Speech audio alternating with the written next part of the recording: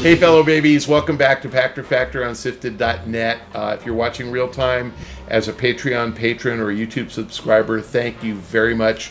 You're keeping Shane afloat and keeping him able to continue to produce this stuff. It's not benefiting me at all other than the notoriety, so thank you for watching. If you're watching a week late on YouTube for free, the price you have to pay is to follow me on Twitter. Please remember to link your Twitch Prime account to your Amazon Prime account. There are instructions below the screen. Easy to do. You got to re-up that every month. But we get paid for free. Costs you nothing. Amazon pays. That's part of your Prime subscription. So please try to remember to do that. This episode of Pachter Factor is brought to you by DeShazer Ryan Realty. Right now, Doug DeShazer has beautiful lots available adjacent to Koocanusa Lake in northwest Montana. Pull up your RV and access the hookups, or build your own construction. Either way, you have access to world-class fishing, hunting, boating, swimming, biking, hiking, and the internet. No matter where you're looking to buy, make Doug DeShazer your real estate consultant at 406-291-1643. That's Doug DeShazer at 406-291-1643. Okay, so our question today from Sifter from Kev Masters. Free-to-play Overwatch 2 was finally released on Steam and it was review bombed. A lot of people are upset. They were sold a false version of the game that included more story-based content. Instead, consumers are now getting infrequent incremental mission packs which appear to prioritize the microtransaction business model at the expense of the game's health.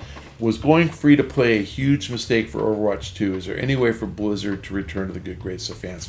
Yeah, Overwatch is a problem because Overwatch is the transition between versions 1, 2, 3 of a game and a recurring business model that never ever has a new version, that has updates, season passes every couple of months, every 3 months in perpetuity.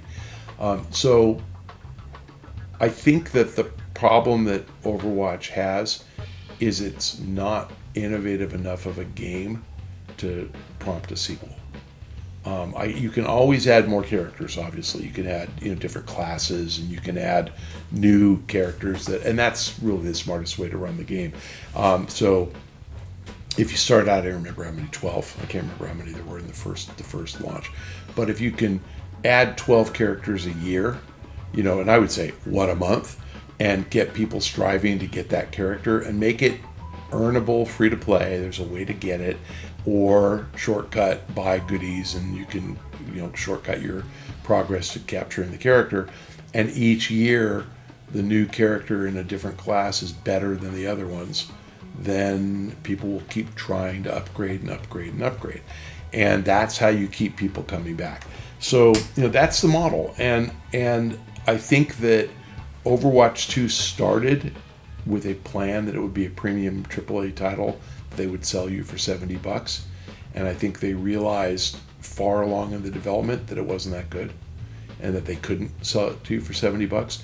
So it's one of those transition mistakes that companies make because they weren't sure what to do. You may recall that there was Titanfall 1 and Titanfall 2 and no Titanfall 3 because Titanfall 2 wasn't that much different or better than Titanfall 1. And the guys who were working on it got diverted to working on Apex, which became a huge hit. Apex got better and better as its season passes worked, and got worse and worse as its season passes didn't work. It's a tough balance. Developers have trouble keeping the content fresh and keeping it interesting. And especially in these battle games that have character classes and squads, and you compose your squad of the players, of the characters that you think make the most sense, and some people are really good at some characters and they really suck at others, and squad can only have one of each character, and it makes it hard. And the cool challenge of the game is you got to master a bunch of classes and a bunch of characters, and the way to keep it fresh is keep introducing new characters that are more powerful and do more things, and everybody tries to learn those characters. So the free-to-play model is a different model from the premium console game model. And with the few exceptions of Apex and probably Call of Duty, GTA Online, you don't have a lot of console developers that are good at this. You know, the Fortnite guys, I mean, I'm sure that they all have developed console games, but they're not really console developers. They kind of created something different, right? The World of Tanks guys, the League of Legends guys, Rocket League guys, you know, yes, they've all worked on console games, but it's not like that studio made Batman Arkham Asylum and then the next week made Fortnite. You know, that's not what happens. It's a different skill set. And I think the analogy is that it's like a movie maker who makes this really compelling 2-hour, 3-hour movie that's got a beginning, middle, and end, and the story's over, or maybe there's a sequel. And you have that guy make a TV show that has 7 seasons with a cliffhanger at the end of every season and get you to come back and make you want to tune in every week. And those people exist. You know, there are movie makers who have done TV shows before and vice versa, but they're few and far between. The people who are really good at TV tend not to be really good at movies.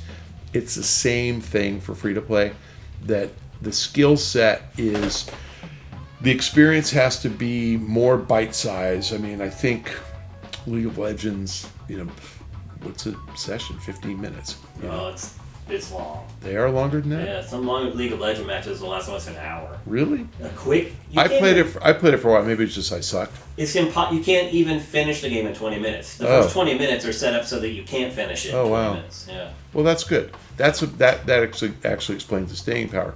But, you know, well, Fortnite lasts a long time because it takes a long time to kill everybody. How long does Apex last? Are they 20 minutes? About the same as Fortnite. Yeah, okay, long. Yeah. Battle Royale. Yeah, I mean that's what keeps them interesting, but I guess my point is, like, I can play a console game for 10 hours and not even look up, just keep going.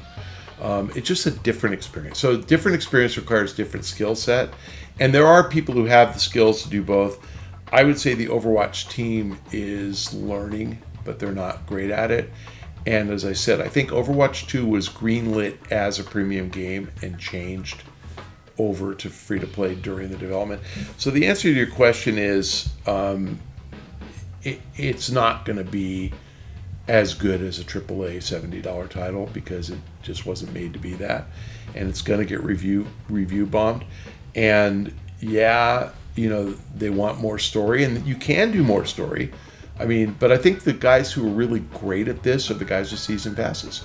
You know, each season will have a new story, you introduce new characters, you make it more engaging and a reason to kind of go through and complete all the tasks to, you know, to earn all that stuff. Overwatch has seasons. Yeah, but that's where the story has to be told, and so it's not going to happen like a game launch where I can play it for 20 hours and get through the story. It's going to happen every 3 months. I'm going to get a new update and a new season is something cool.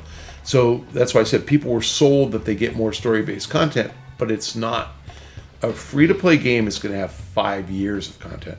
World of Warcraft, you know, you're getting more frequent updates, but it was every other year. You got an expansion pack, which really changed the story, and they introduced stuff. And that one, I think if they had it to do over again, if in 2004, they knew what they know in 2023, that would have been free to play with, you know, 3-month seasons and updates all the time. And I think they're migrating that way with that game. So, you know, the world has changed and developers have evolved with consumer tastes, but not every team is progressing at the same pace. And, you know, what was that game? Titan, that is the one that turned into Overwatch. Titan was being designed as a subscription, you know, MMO, and they changed it to Overwatch because they realized they couldn't keep the content fresh enough. So again, I don't know what people expect, but I think it's the same with Destiny. Like, Destiny is not a paid AAA game anymore. It's going to be a season pass.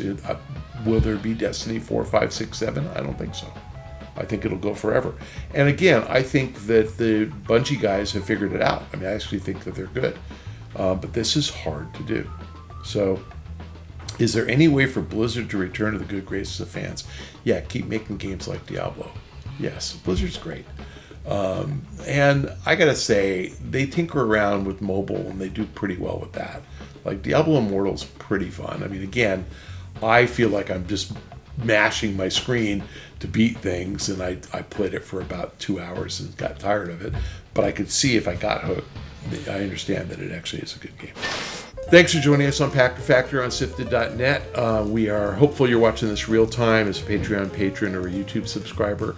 That money is going into Shane's pocket to pay rent and buy macaroni and cheese and pay gas so he can keep coming out here. As long as I've been doing this show, he's been driving the same car, so guy can't afford a new car. It's like a 2002 Toyota Camry. You gotta help the guy out and sign up for Patreon. Please remember to link your Twitch Prime account to your Amazon Prime account, description below. That's free for you, and Shane gets a couple bucks. So please make it happen and remind yourself to renew it periodically because it expires. If you're watching on YouTube a week late because you have no money, you're not a Prime member, you're too lame to figure out any of this stuff, then please follow me on Twitter at Michael Pachter. See you next time, fellow babies.